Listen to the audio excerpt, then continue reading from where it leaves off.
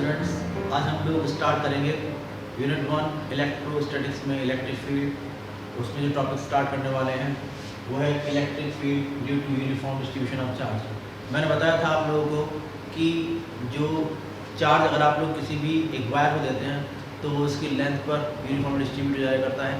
अगर हमारे पास कोई सरफेस है, मेटलिक सरफेस, अगर आपने कोई चार्ज दिया हुआ है तो चार्ज जो होगा उसके टोटल एरिया पर यूनिफॉर्म डिस्ट्रीब्यूट हो जाएगा।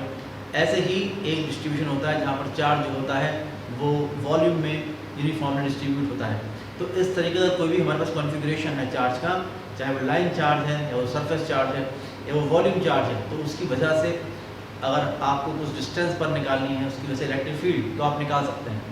लेकिन कॉन्सेप्ट वही रहेगा जो आपको प्रीवियस वीडियो में मैंने बताया था कि हम लोग जो भी चार्ज डिस्ट्रीब्यूशन होगा उसको स्मॉल चार्ज सेगमेंट में डिवाइड कर लेंगे जिससे कि वो एक पॉइंट की तरह बिहेव करे और उसकी वजह से निकालेंगे इलेक्ट्रिक फील्ड। ये आप लोगों को फॉर्मूला जो पता है इलेक्ट्रिक फील्ड का वो पॉइंट चार्ज की वजह से पता है। देखिए कैसे करेंगे। केस फर्स्ट हमारे पास है for line charge. Case first for line charge ये डिस्कस करना चाहते हैं। मान लीजिए कि आपके पास एक लाइन चार्ज है, इसकी लेंथ है L और जो भी चार्ज दिया है उस पर यूनिफॉर्म डिस्ट्रीब्यूटेड है। इसकी linear charge density unit length पर अमाउंट ऑफ चार्ज ये है लैम्डा। अब आप लोगों को मान लीजिए कि एक पॉइंट है पॉइंट P, इस पॉइंट P पर इलेक्ट्रिक फील्ड निकालनी है। जिस पॉइंट पे इलेक्ट्रिक फील्ड निकालनी है तो आप जानते हैं कि हमारे पास कोई फार्मूला नहीं है कि पूरी एक लाइन जिस पर चार्ज का यूनिफॉर्म डिस्ट्रीब्यूशन है उसके साथ आप लोग यहाँ पर इलेक्ट्रिक फील्ड निकाल सकें। तो कल मैंने आपको बताया था पिछले वीडियो में कि हम लोग ये करेंगे कि सुपरपोजिशन प्रिंसिपल का इस्तेमाल करेंगे। जो हमारे पास ये पूरी लेंथ है इसको बहुत छोटी छोटी लेंथ में डिवाइड कर लेंगे, इतनी छोटी लेंथ में कि वो इस डिस्टेंस के लिए एक पॉइंट चार्ज तरह बिहेव करेगी। मान लीजिए कि आप लोगों ने यहाँ पर एक स्मॉल लेंथ ले ली, इसकी लेंथ है DL, इस पर जो स्मॉल लेंथ है इस पर जो अमाउंट ऑफ चार्ज है वो है DQ। यूनिट लेंथ पर जो चार्ज अमाउंट है ये है लैम्डा, इसलिए DL लेंथ पर जो चार्ज अमाउंट होगा ये होगा लैम्डा DL ये होगा। अब इसके मिड पॉइंट क्योंकि ये रहा पॉइंट चार्ज, इसके मिड पॉइंट को इससे ज्वाइन करेंगे। जब ज्वाइन करेंगे तो ये डिस्टेंस आएगी R। अगर आप इसको लिखेंगे वेक्टर फॉर्म में लिखना चाहते हैं तो आप लिख सकते हैं कि vector R is equal to R, इससे मैग्नीट्यूड R होगा। अगर आपको इस पॉइंट पर निकालनी है इस छोटे से सेगमेंट की वजह से इलेक्ट्रिक फील्ड, तो आप जानते हैं कि उसकी डायरेक्शन निकालने के लिए हम लोग एक टेस्ट चार्ज का इस्तेमाल करते हैं। टेस्ट चार्ज जो होगा वो होता है प्लस Q0। हम लोग यहाँ पर प्लस Q0 रखेंगे। जब प्लस Q0 रखेंगे तो जो ये पॉजिटिव चार्ज है ये इस पर एक रिवर्सिव फोर्स लगाएगा और जो डायरेक्शन फोर्स की होगी वही डायरेक्शन इस सेगमेंट से दूर की तरफ ये जो डायरेक्शन होगी यही इसकी वजह से इलेक्ट्रिक फील्ड होगी। क्योंकि चार्ज क्यों नहीं है DQ है, इसलिए इलेक्ट्रिक फील्ड जो होगी वो होगी DE वेक्टर ये होगी। आप जानते हैं कि पॉइंट चार्ज की वजह से इलेक्ट्रिक फील्ड फार्मूला होता है। तो फार्मूला होता है कि E इज इक्वल टू होता है 1/4 pi epsilon naught Q upon R square ये होता है। अब यहाँ पर चार्ज कौन सा है DQ, तो इलेक्ट्रिक फील्ड कितनी होगी DE, ये इलेक्ट्रिक फील्ड हो जाएगी सेगमेंट की वजह से, इस छोटे से सेगमेंट की वजह से। और अगर आपको वेक्टर फॉर्म चाहिए तो आप देखिए कि अगर वेक्टर R इस डायरेक्शन में है तो आप देखिए जो D वेक्टर होगा वो इस डायरेक्शन में होगा। इसलिए आप अगर आप चाहते हैं कि वेक्टर फॉर्म लिखें तो DE वेक्टर जो होगा ये हो जाएगा 1/4 pi epsilon naught DQ upon R square और आपको R कैप से मल्टीप्लाई करना पड़ेगा तो ये एक डायरेक्शन निकल साथ में इसका आ जाएगा, ये मैग्नीट्यूड ये डायरेक्शन।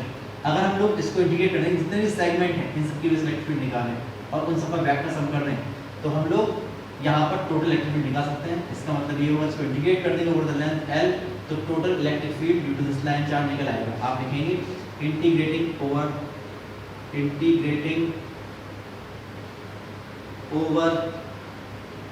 लेंथ L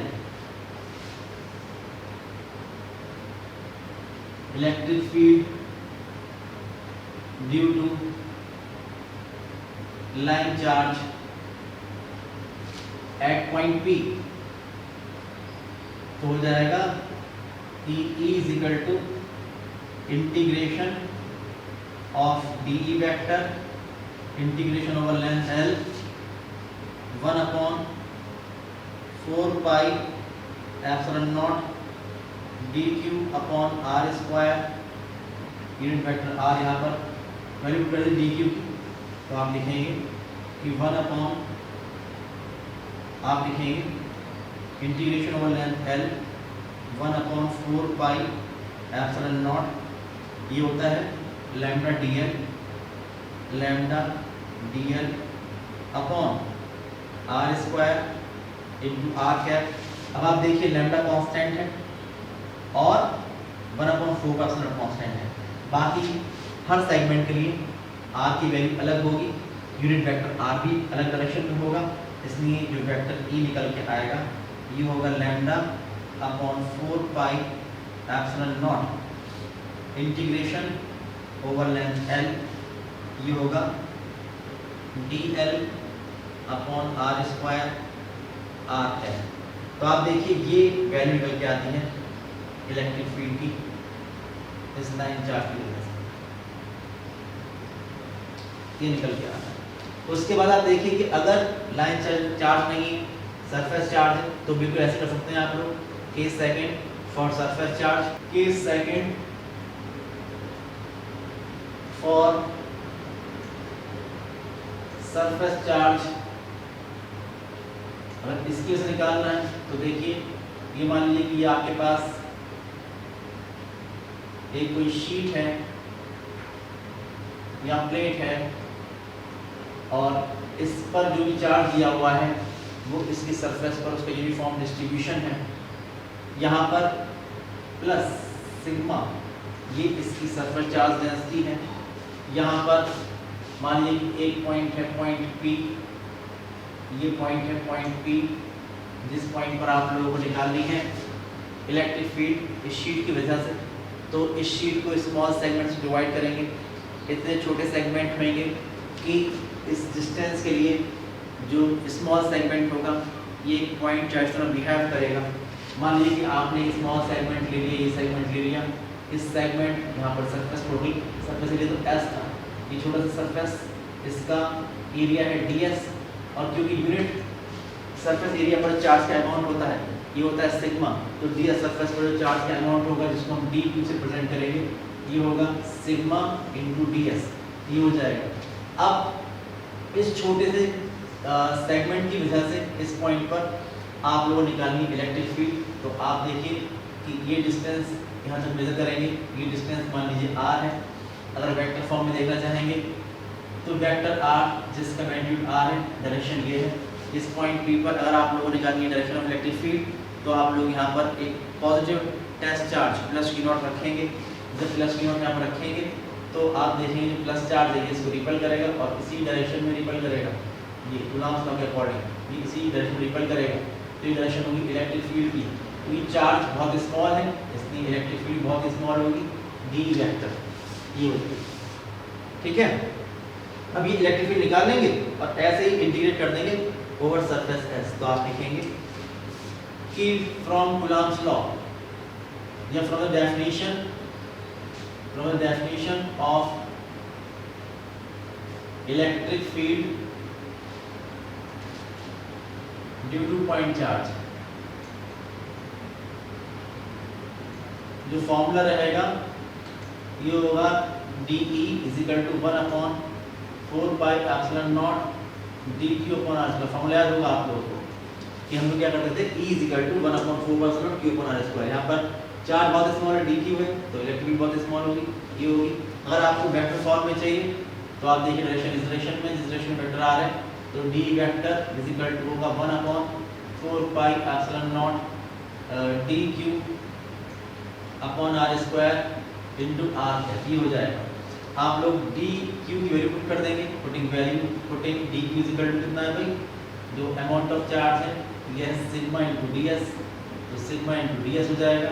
तो यहाँ से de vector is equal to 1/4 pi epsilon naught, ये होगा sigma ds upon r square r cap, ये हो जाएगा। अब अगर आप इसको इंटीग्रेट कर देंगे ओवर सरफेस S, तो इलेक्ट्रिक फील्ड निकाल सकते हैं।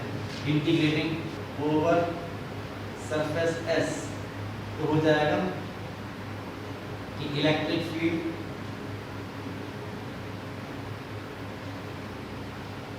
Due to surface charge at P, ये निकल के आ जाएगी पॉइंट P पे इलेक्ट्रिक फील्ड की इंटीग्रेट करेंगे, इलेक्ट्रिक फील्ड निकालने की इंटीग्रेशन और डी वेक्टर इसको इंटीग्रेट कर देंगे सरफेस एरिया S पर, तो हो जाएगा 1/4πε0 sigma ds upon r square r cap, ये आ जाएगा। आप देखिए सिग्मा और 1/4πε0 कांस्टेंट है, बाकी चीज कांस्टेंट नहीं है, ये जरूरी नहीं सरफेस एरिया में इक्वल ही r की वैल्यू भी हर एलिमेंट के लिए अलग होगी, इसलिए जो इलेक्ट्रिक फील्ड आएगी vector E is equal to ये होगी sigma upon 4πε0 integration over surface S ds upon r square r cap, ये निकल के आएगा।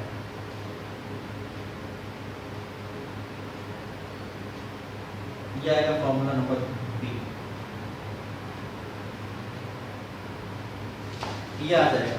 केस थर्ड देखिए, अगर आप लोगों को लेना है इलेक्ट्रिक फील्ड और वॉल्यूम चार्ज की वजह से, आप देखेंगे केस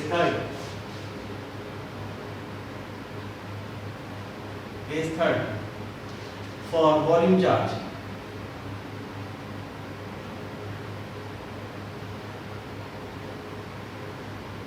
अगर इसकी वजह से लेना है तो आप लोगों को एक ऐसा सिस्टम कंसिडर करना पड़ेगा जहाँ पर जो चार्ज होगा वो बॉडी के वॉल्यूम में यूनिफॉर्म डिस्ट्रीब्यूटेड होगा।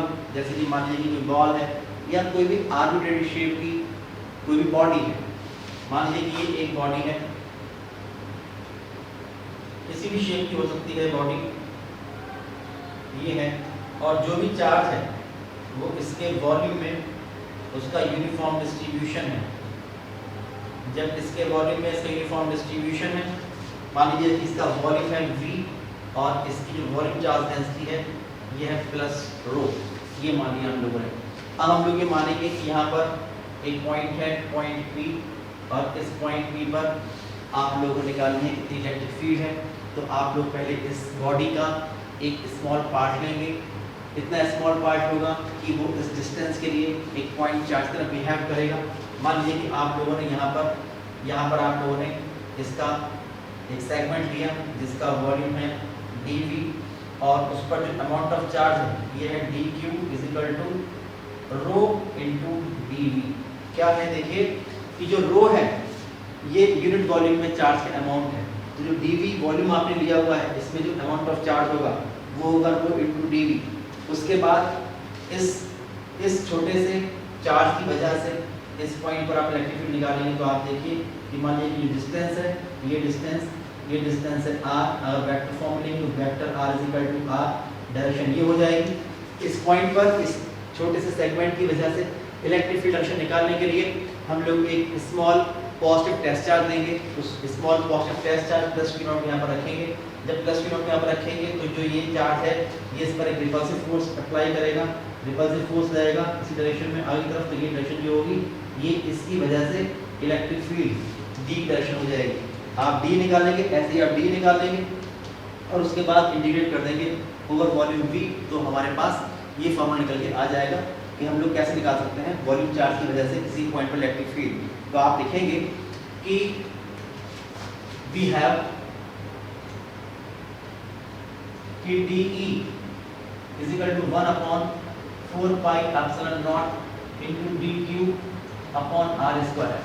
इन the vector form direction unit vector आगे डायरेक्शन में होगी, तो आप लिखेंगे DE vector is equal to 1/4πε0 dq upon r square r cap. अब आप d की वैल्यू पुट कर देंगे, d is equal to rho into dv हो जाएगा, putting dq is equal to rho dv, जब ये हो जाएगा तो DE vector is equal to 1/4πε0 rho dv upon r square r cap, ये हो जाएगा। इंटीग्रेट कर देंगे ओवर वॉल्यूम V, तो integrating integrating over volume v, integration of dE vector is equal to integration over volume v 1/4 pi epsilon naught rho dV upon r square r cap ये हो जाएगा। तो ये आएगी इलेक्ट्रिक फील्ड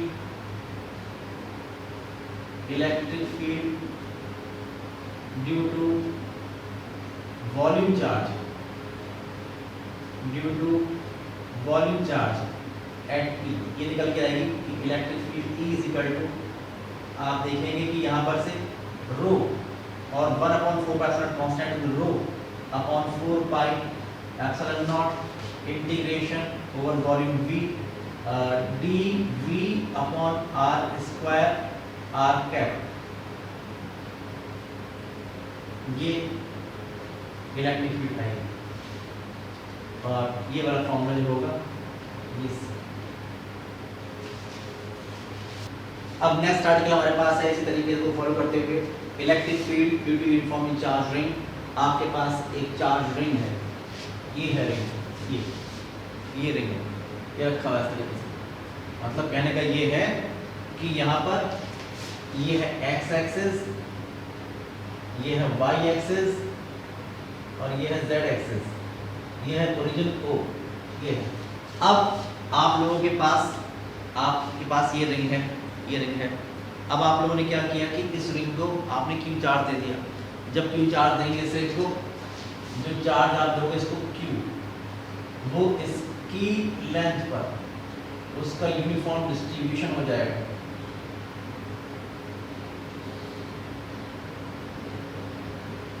ये इसका uniform distribution हो जाएगा और इस वजह से इसकी जो लीनियर चार्ज डेंसिटी या लाइन चार्ज डेंसिटी है, सपोज वो हो जाएगी lambda.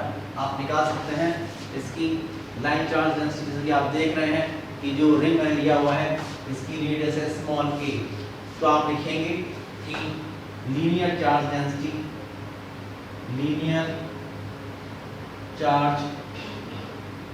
Density of ring, lambda होता है total charge upon total length.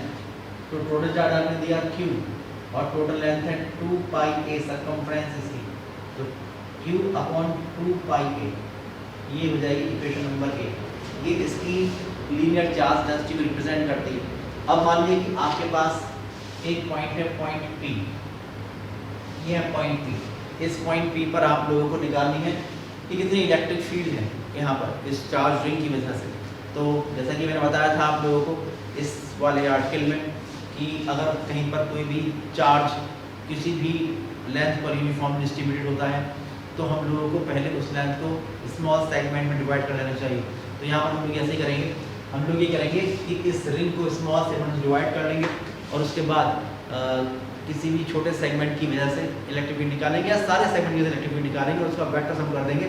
यहाँ हम ये करेंगे एक स्मॉल सेगमेंट की वजह से इलेक्ट्रिक फील्ड निकाल लें और उसके बाद उसको डिस्कस करके देखें कि क्या आ रहा है निकल के, उसको इंटीग्रेट कर देंगे। जैसे कि आप देखिए कि हमारे पास यहाँ पर हम एक अगर सेगमेंट लेते हैं, ये डिस्टेंस सेंटर से लेके इस पॉइंट P तक की जो डिस्टेंस है, मान लीजिए डिस्टेंस है x, या आप कह सकते हैं कि ये है वेक्टर x, जो इसका मैग्नीट्यूड है ये x होगा। ठीक है भाई, तो आप लोग क्या करोगे कि यहाँ पर आप एक स्मॉल सेगमेंट लेंगे। मान लीजिए कि आपने यहाँ पर एक स्मॉल सेगमेंट लिया, ये स्मॉल सेगमेंट, बहुत ही स्मॉल सेगमेंट लिया AB, और जो स्मॉल सेगमेंट लिया है इसकी लेंथ है DL, बहुत ही स्मॉल लेंथ है, और इस पर अमाउंट ऑफ चार्ज होगा DQ over lambda DL। Unit length पर अमाउंट ऑफ चार्ज है लैम्डा, तो DL लेंथ पर होगा लैम्डा इनटू DL।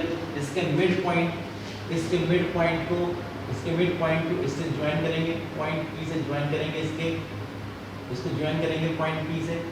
तो आप देखेंगे कि अगर ये है A और ये है x, तो ये डिस्टेंस जो आएगी r इक्वल टू ये आएगी under root x square plus a square, x square plus a square, ये डिस्टेंस निकल के आएगी।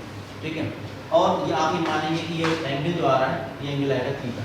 अब आप लोगों को इस स्मॉल सेगमेंट A की, जो कि हम पॉइंट चार्ज ना उसको कंसीडर कर रहे हैं, ध्यान रखिएगा कि जो स्मॉल सेगमेंट लिया है AB, इसकी लेंथ इतनी ज़रा सी होनी चाहिए कि ये इस डिस्टेंस के लिए एक पॉइंट चार्ज तरह बिहेव करे।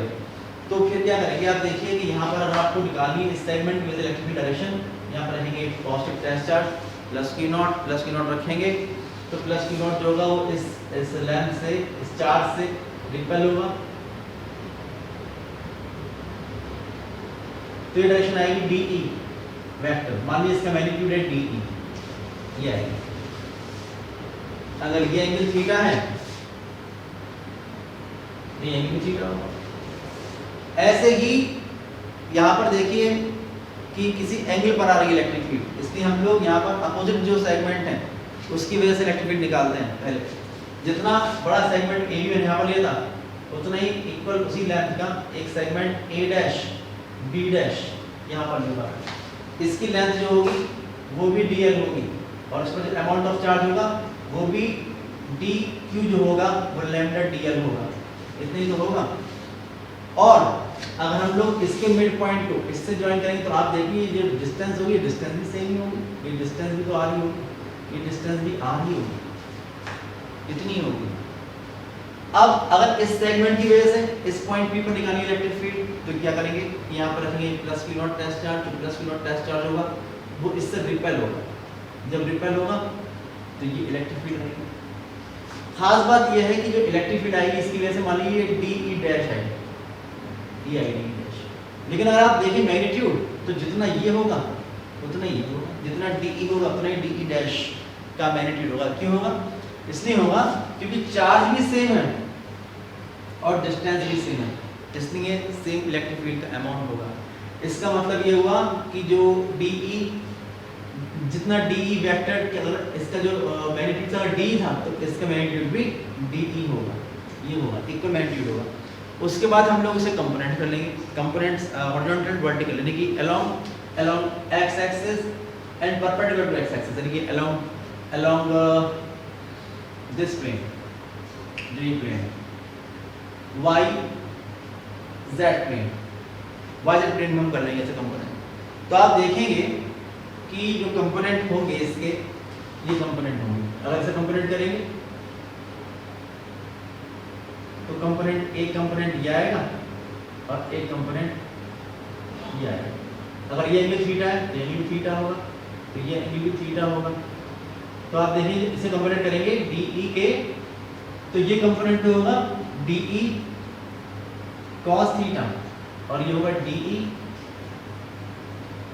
Sine theta. ऐसे इसके जो कंपोनेंट आप लोग करेंगे तो आप देखिए कंपोनेंट आएंगे इस तरीके से,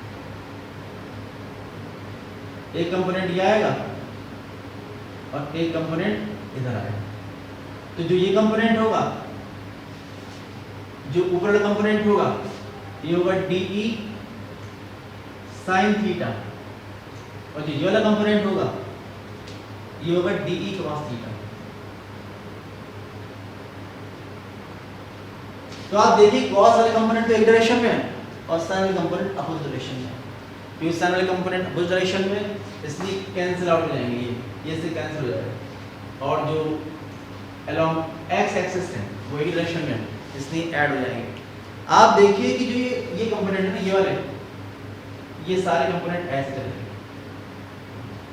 ये देखिए सब कैंसिल आउट हो जाएंगे, और जो ये कंपोनेंट चलेंगे ये सब चलेंगे इस डायरेक्शन में, तो ये सब ऐड हो जाएंगे। खाली दो की बात नहीं है, जितने भी लाइन सेगमेंट होंगे उनके जो कंपोनेंट अलोंग एक्स एक्सिस हैं वो सब ऐड हो जाएंगे, और जो वाई जेड प्लेन में है वो ये होगा और ये वो कैंसिल हो जाएगा, वो ये होगा और ये वो कैंसिल हो जाएगा, वो ये होगा और ये होगा कैंसिल हो जाएगा। इक्वल अपोजिट कंपोनेंट्स होंगे, कैंसिल आउट हो जाएंगे। तो इसका मतलब हम लोग डी कॉस थीटा को इंटीग्रेट कर लें तो हम लोग टोटल इलेक्ट्रिक फील्ड निकाल सकते हैं पॉइंट बी पर। ये काम करना है। आप लोग देखिए कि आप देख रहे हैं फिगर से, इस फिगर से अगर आप देखें कि कॉस थीटा कितना है, तो कॉस थीटा की जो वैल्यू आ रही है इस ट्राइंगल में वो आएगी x upon R, x upon R. x की वैल्यू तो x है और r की वैल्यू है under root x square plus ए square, under root x square plus ए स्क्वायर, इक्वेशन नंबर बी, ये मैंने लिख दिया। अगर आप लोगों को जो स्मॉल कंपोनेंट ए बी हैं या ए डैश बी डैश हैं, इसकी वजह से इलेक्ट्रिक फील्ड का मैग्नीट्यूड चाहिए तो आप निकाल सकते हैं। आप लिखेंगे कि magnitude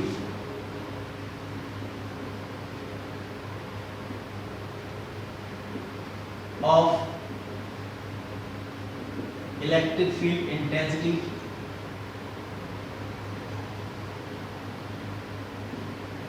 at P due to line charge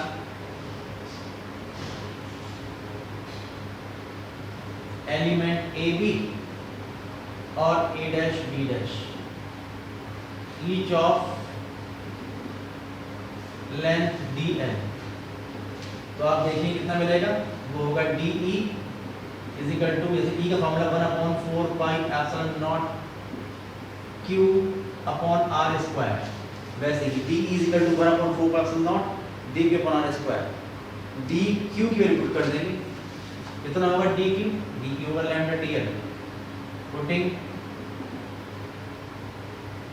DQ is equal to lambda dl, तो DE इज इक्वल टू हो जाएगा 1/4 pi epsilon naught lambda dl upon R square, ये हो जाएगा।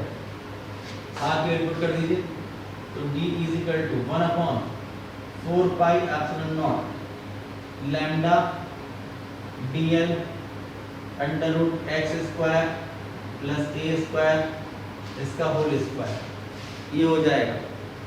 और आ जाएगा DE is equal to 1/4 pi epsilon naught lambda dl upon x square plus a square, equation number C ये आ जाएगा।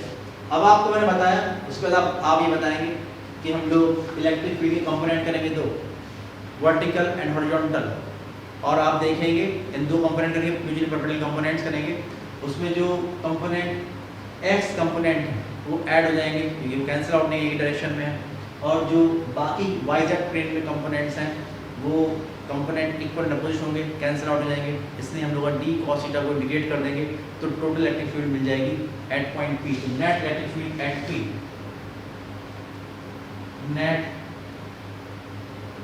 इलेक्ट्रिक फील्ड इंटेंसिटी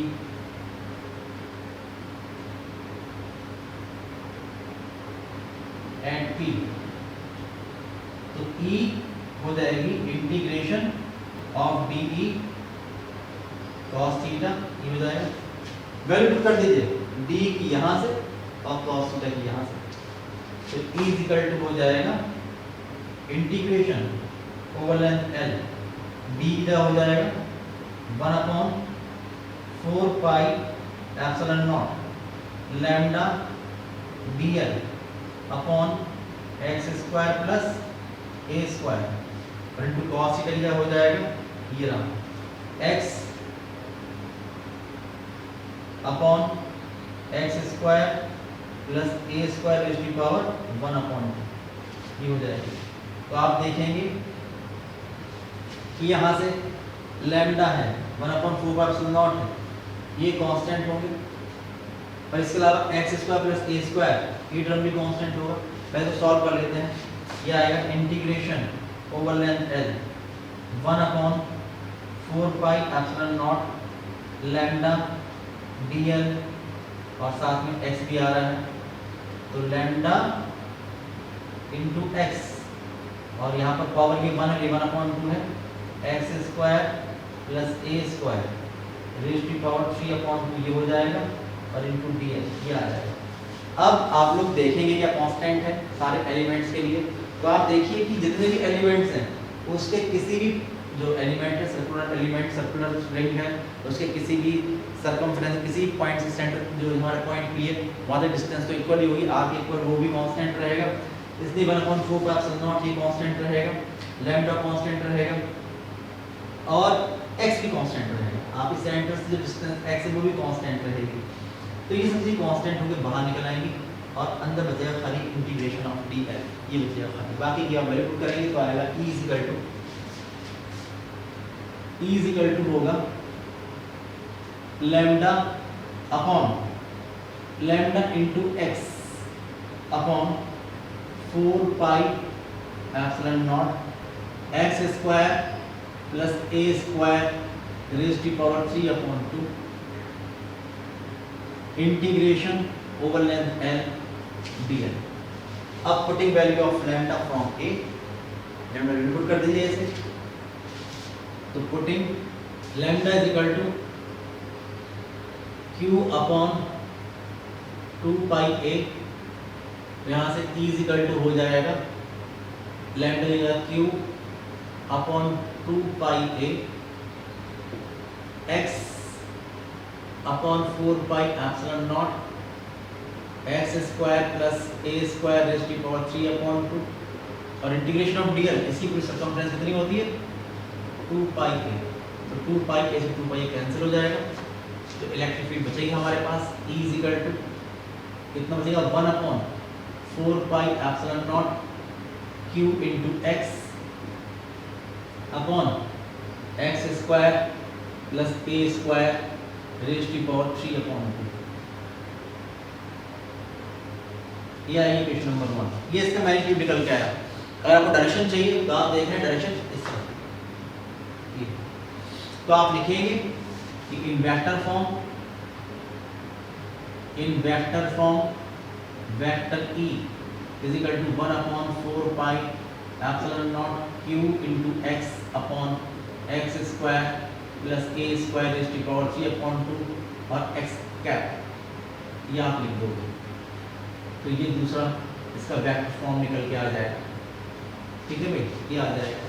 खास बात ये है कि अगर ये चार्ज नेगेटिव चार्ज होता, ध्यान से सुनिएगा, अगर ये नेगेटिव चार्ज होता तो इलेक्ट्रिक फील्ड डायरेक्शन कौन सी होती, ये, इसकी तरफ इसकी कौन सी होती, ये, तो इसके कंपोनेंट ये और ये, इसके कंपोनेंट ये और ये, तो ये कैंसिल होता और ये ऐड हो जाता, तो उस केस में इलेक्ट्रिक फील्ड जो होती वो टुवर्ड सेंटर होती, अभी अवे फ्रॉम द सेंटर है, फिर होती टुवर्ड द सेंटर, और उस केस में यहाँ पर आता माइनस एक्स वेक्टर। ध्यान रखिएगा अगर नेगेटिव चार्ज रहेंगे तो उसकी वजह से toward the centre of the ring ये निकल के आएगी इलेक्ट्रिक डायरेक्शन, और वो होगी माइनस एक्स कैप की डायरेक्शन में। ओके, उसके बाद दो स्पेशल केस यहाँ पर देख लीजिए। स्पेशल केसेस 2 हैं हमारे पास। स्पेशल केसेस, पहला केस ये है कि at the centre of ring, अगर रिंग के सेंटर पर निकालना है तो आप देखिए रिंग का सेंटर कहाँ होगा, ये, तो उस केस में एक्स कितना होगा 0, तो putting x equal to 0 in 1, putting x equal to 0 in equation 1, तो सेंटर पे क्या आएगा E at O is equal to, जब ये 0 हो गया तो कंप्लीटली 0 हो गया। और ये सही बात है, आप देखिए कि अगर मैं यहाँ पर एक रिंग है, चार्ज रिंग, उसके सेंटर पे एक चार्ज रख दूंगा ले जाकर, तो उस पर हर एलिमेंट की वजह से ये एलिमेंट होता है इधर, ये लगेगा इधर, ये लगेगा इधर, ये लगेगा इधर, ये लगेगा इधर, ये लगेगा इधर, इक्वल एंड अपोजिट फोर्सेस लगेंगी। नेट फोर्स कितना होगा 0 होगा। जब नेट फोर्स 0 होगा चार्ज पर, तो इलेक्ट्रिक फील्ड होती है E equal to F upon Q naught, Q naught force 0 है तो 0 अपॉन Q नॉट यानी 0, इलेक्ट्रिक फील्ड 0 निकल के आ जाएगी। दूसरी बात ये है, केस 2 मेरे पास ये है कि if x is much greater than a, दूसरा केस ये है कि अगर जो पॉइंट P है ये इतनी ज़्यादा दूरी पर है, इतनी डिस्टेंस पर है कि उसे कंपैरिजन में जो स्मॉल a की वैल्यू है, जो रिंग की रेडियस है, ये बहुत ही स्मॉल रह रही है, उस केस में क्या होगा। उस केस में हम देखें कि x के कंपैरिजन में a को नेगलेक्ट कर देंगे, तो आप यहाँ पर इक्वेशन नंबर 1 में अगर आप इनपुट कर दें तो आप देखेंगे कि जहाँ पर लिखा हुआ है एक्स स्क्वायर प्लस ए स्क्वायर, वो अप्रोक्सीमेटली एक्स स्क्वायर के इक्वल होगा, तो आप लिखेंगे then x square plus A square will be approximately equal to a square, because हम लोग ए स्क्वायर को नेगलेक्ट कर देंगे। तो putting this value in 1 and using 1 then electric field is equal to 1 upon 4 pi epsilon naught into q into x upon x square raised to power 3 by 2, 2 से 2 cancel हो जाएगा, 1 upon 4 pi epsilon naught q into x upon x cube बचेगा, इससे cancel करके x square आ जाएगा, तो electric field E equal to होगा 1 upon 4 pi epsilon naught into q upon x square, ये निकल के आएगा। और आप देखिए कि अगर ध्यान दें इस बात पे कि अगर एक स्मॉल चार्ज पॉइंट चार्ज यहाँ रखा है और उसे x डिस्टेंस पर निकालना है, पॉइंट चार्ज की वजह से x डिस्टेंस पर इलेक्ट्रिक फील्ड तो फॉर्मूला यही निकल के आता है। फॉर्मूला पढ़ा है E0/4π/Q/r², यहाँ पर x² बिकॉज़ डिस्टेंस x है। तो इसका मतलब उस केस में जो ये चार्ज रिंग है वो एक पॉइंट चार्ज तरह बिहेव करेगा, क्योंकि इसकी जो रेडियस है वो बहुत ही कम है डिस्टेंस के मुकाबले। तो उस केस में जो हमारे पास ये चार्ज रिंग है वो एक पॉइंट चार्ज तरह बिहेव करेगा। इन दिस केस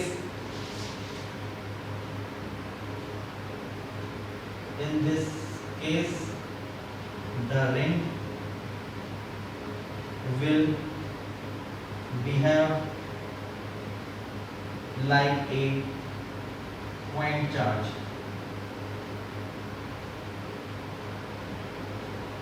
तो ये रहेगा। तो बाकी के जो आर्टिकल्स हैं इस चैप्टर के वो नेक्स्ट वीडियो में डिस्कस करेंगे। इसको आप देखिए और समझिए। Okay then, have a nice day.